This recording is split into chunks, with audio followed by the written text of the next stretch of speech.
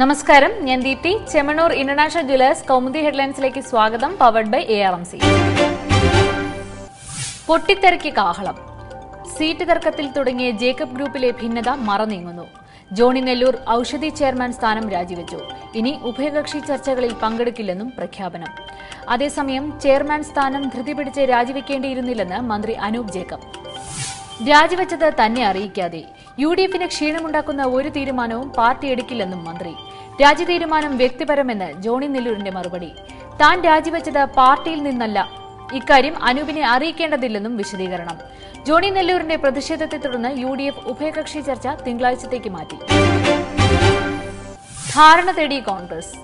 ഘടകകക്ഷികളുടെ അവകാശവാദങ്ങളിൽ കലങ്ങി UDF seat വിഭജനം.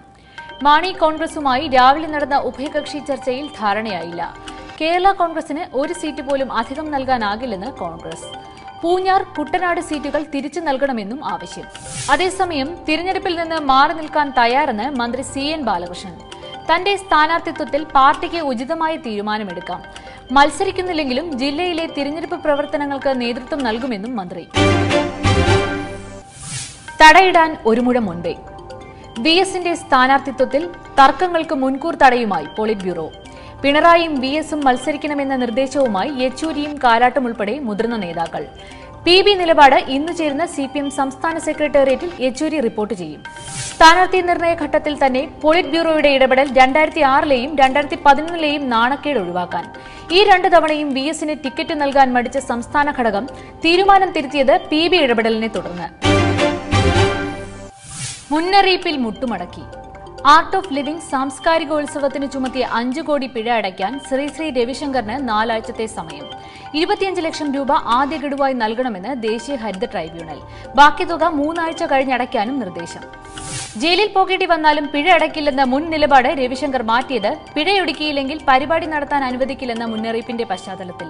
യമുനാ തീരത്ത് ആർട്ട് ഓഫ് ലിവിംഗ് സംഘടിപ്പിക്കുന്ന ലോക സാംസ്കാരികോത്സവം തടയണമെന്നാവശ്യപ്പെട്ട ഹർജിയുമായി കർഷക സംഘടനയും രംഗത്ത്. പരിസ്ഥിതി ചട്ടങ്ങൾ ലംഘിച്ചെന്നും കരസേനയെ ദുരുപയോഗം ചെയ്തെന്നുമുള്ള ആരോപണം നിലനിൽക്കെ സാംസ്കാരിക സംഗമം ഉദ്ഘാടനം ചെയ്യുന്നത് പ്രധാനമന്ത്രി നരേന്ദ്രമോദി. 1000 ഏക്കർ വിസ്തൃതിയിൽ സംഘടിപ്പിച്ചിരിക്കുന്ന പരിപാടിയിൽ പങ്കെടുക്കുന്നത് വിവിധ രാജ്യങ്ങളിൽ നിന്നായി 35 ലക്ഷം ആളുകൾ. കൈവന്ന സൗഭാഗ്യം. ലോകരാഷ്ട്രങ്ങളിൽ കൗതുകമുണർത്തി മ്യാൻമറിലെ പ്രസിഡന്റ് സ്ഥാനാർത്ഥി.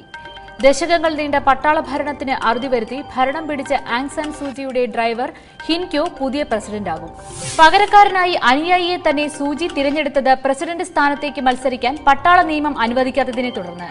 പൊതു തിരഞ്ഞെടുപ്പിൽ NLD വൻ ഭൂരിപക്ഷം നേടിയതോടെ പ്രസിഡന്റ് സ്ഥാനത്തിൽ നിലനിൽക്കുന്നത് സാങ്കേതിക നടപടികൾ മാത്രം. ഇനി ഇന്നത്തെ സ്വർണം വെള്ളി നിരക്കുകൾ.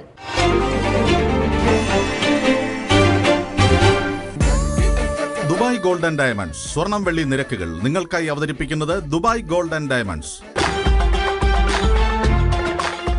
Dubai gold and diamonds, India, UAE, Oman, Bahrain.